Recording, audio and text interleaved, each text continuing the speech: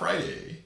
Aloha Friday, and welcome to Aloha Strategy Sessions. I'm Jillian. And I am Scott, and I found a topic today. Like, it just popped up, and we started talking about it. I'm like, you know what? Instead of us talking about this for an hour, let's just throw it up on a podcast real quick, get it out of our system, and maybe we could use this.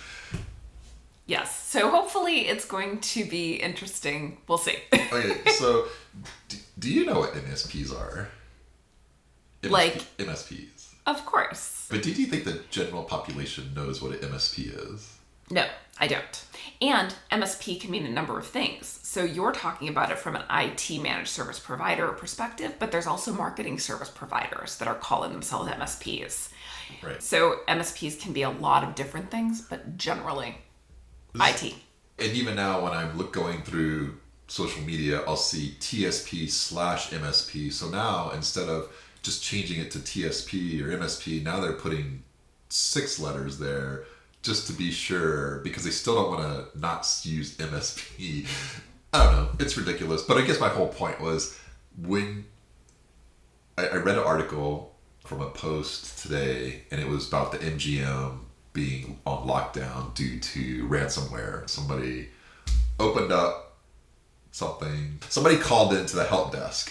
Somebody went to LinkedIn, got their information, called the help desk, and using this employee's LinkedIn profile information, they were able to get a password or something, and instantly this $30 billion company has come to a screeching halt. It's something in the vein of that story. And this is the MGM in Vegas, right? Yes. So they have a casino too, right? The whole casino's shut down. People are locked out of their rooms. They're leaving the hotel. And that's just from the patron standpoint.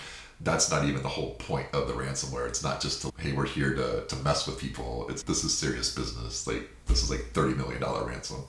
And so, again, this is probably like security talk that MSPs really enjoy talking about. But when I'm reading it, because I'm diving into marketing for my own company, like I'm diving into Alex Hermosi's book of how you generate content. Every time we talk, we're talking about marketing communication, what good communication is, like all of that. And so when I'm reading this guy's post, which is very informative, and thankfully, like I have a small background in this IT world that I'm able to understand what some of these concepts are. There's still certain words in there where I'm like, I gotta go look this up because I think I know what it means. Why are they using this word? Because the whole point of people posting content on LinkedIn, I think, is to make themselves an authority, but really you're marketing to your customers. You're not marketing to your peers. Tell me where I'm wrong here. No, you're absolutely right. And that's a really common thing on social media. And it's one of those areas that's a really easy pitfall too, because we as experts in our field use industry jargon. It's just part of our vocabulary. It's an everyday usage sort of a thing for us.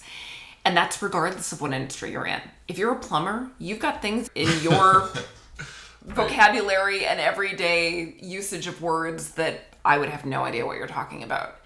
From that perspective, one of the things with social media is that you are usually trying to talk to your customers.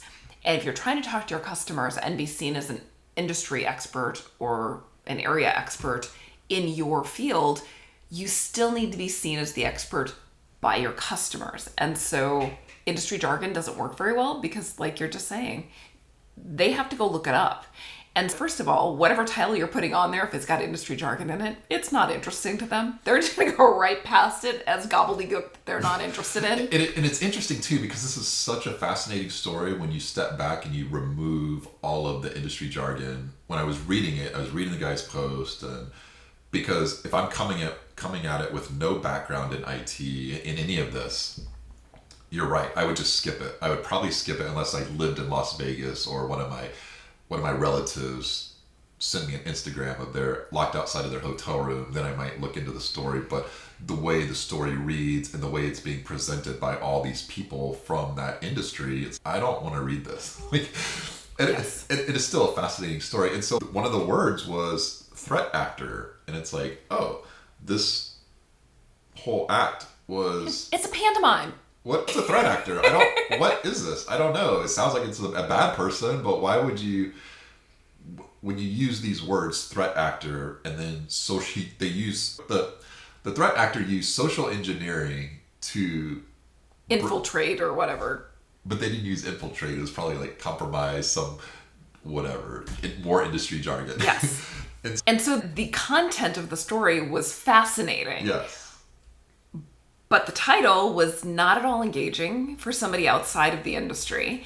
And probably the way that the article was written, it was written for people in the industry. The sad part about it is whoever posted that article was probably trying to be really helpful to their customers and potential customers and the public at large, because this is a cautionary tale. Well, and just missed the mark. To be fair, this article was on the cyber news, so it's probably going out to IT people. It was written for IT professionals. So that part makes sense. Yes. But it's like when you're the IT people posting about it and having your own podcasts about this, you have to understand that the people you're trying to reach, they're going to click off. If I'm on a radio station, if I'm flipping through the radio stations and I come across, I don't know, like classical music, like I'm clicking off of it. It's just not something that interests me. And when people are reading posts and they can't understand what's being talked about, like they're gone, right? Absolutely. It's one of the things that we run into really often with website design and social media management too, is that the clients that we're working with, especially when they're in technical fields, have this tendency to be really good writers, very concise and good grammar and all of those things. But the problem is that then when we get their content, we're having trouble deciphering it. And we know that their potential clients are going to have trouble with this too. And so what I come back to over and over again, and I think that you and I have talked a number of times about, there are some of these really simple sounding tricks that really work. One of them that you pointed out was if you were worried about contrast, printing something in black and white and you instantly know whether your contrast of colors is good enough, which is fantastic. You instantly know if your design is good or bad. It's not good or bad, but at least readable. Yeah, okay. At least readable. Okay. This is another one. If you're writing content for your customers, read back through it and ask yourself, would my 10-year-old niece understand what this is saying? Right. Because really, that is the level that you want to be writing at, especially for anything that you're putting out there on the internet, for blogs, social media posts, those sorts of things. You generally want to be writing it in very simple language, short sentences. People don't want to work really hard to consume content on the internet. There's so much content on the internet. If it's hard, they're just going to go find it somewhere else. This is fascinating. So the words social engineering, it just... Yeah, it was just like, why is this so complicated? What I was thinking today, when I read this stuff and then I started reading people talking about it, it got me thinking in my own content, what I'm writing, I'm trying to gear it towards MSPs. Like I'm trying to provide value for them. So I'm always trying to think, okay, how do they need to hear it? How do I need to phrase things? And then same thing for Maui businesses. Like, what do I need to do? How do I need to write? What are my topics that are going to resonate with these people? And like you were saying, is when we do these posts and we're getting a bunch of likes, is that audience our target market?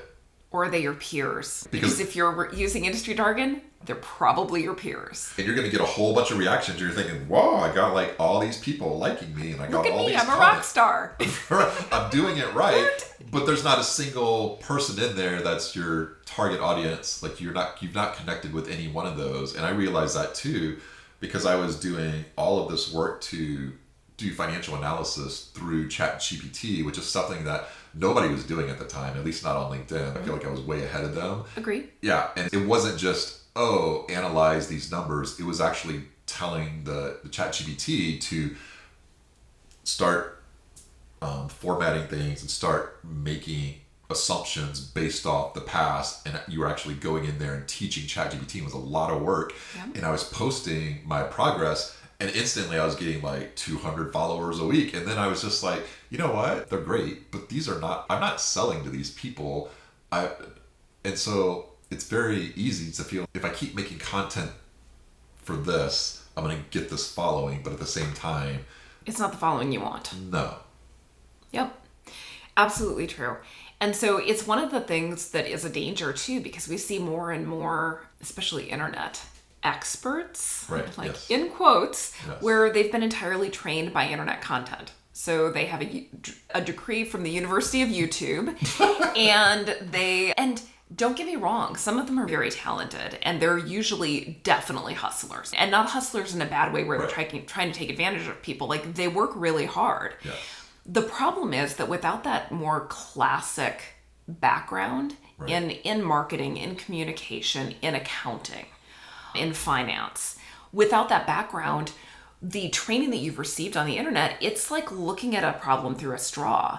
And so a lot of times the larger picture is missed, and you need that larger picture to inform good marketing. Right. Yeah, it's crazy. Like, the older we get, and then we start seeing this younger generation come up, and all this, they're like these self-proclaimed experts with all of these clients and followers, and it's like, what is going on? Like, and then every now and then they'll throw out something that just makes no sense at all, and That's just wrong. And they're just like, is this wrong? Yes, this is wrong. Yep. But they're personalities, right? They're internet personalities. They're engaging. They're usually cute. They put together really fun things. Their posts are super fun to read. And so that's the part that they're really doing right. They're doing a great job of talking directly to their audience and in the way that the audience wants to be talked to. But again, you miss some of these things, and some of the things that you miss are the intricacies and subtleties of building the sort of audience that you really want to build. And some of it is simply just industry jargon and not realizing that you can't really use it with your customers, because chances are, if they know the industry jargon, they don't need you. That's not a hard and fast rule, but oftentimes. Interesting stuff, right? As it relates to like marketing and finance, it goes back to you're considering just doing the same thing as the fractional CFO, but it's, hey, I will just provide marketing strategy because of what we're just talking about and some of the stuff that you've been going over with me in terms of like actually providing that strategy, like that level of insight, like that doesn't come with internet personalities. Like, that's through years of experience and just problem solving and just like that pedigree and being like that classically trained. You got this. And I'm not saying And experience. I'm not saying this is the only way you can provide value, but there's serious like just value differences versus, hey, we have this team over here without that. Yes. I feel like in the end, the point is, when you're putting content out there, make sure that it's written for your audience and that your audience is narrowed into who you want as customers. Because otherwise, if you're out there writing for your peers, or if you're out there just writing in general, you're wasting your time. And it's unfortunate. Nobody's got enough of it. So be sure that you're using it well. Right. There's so much content out there. Like, people have no problems just skipping over it and going to the next thing that makes more sense. Yep. And so even to go back to this ransomware one, when I asked a follow-up question, because it was a really good article and it was a really good topic, the guy who posted wrote a really great response to me that was not, I wouldn't say dumbed down, but it was more, he broke it down in a way that was much more easier to read.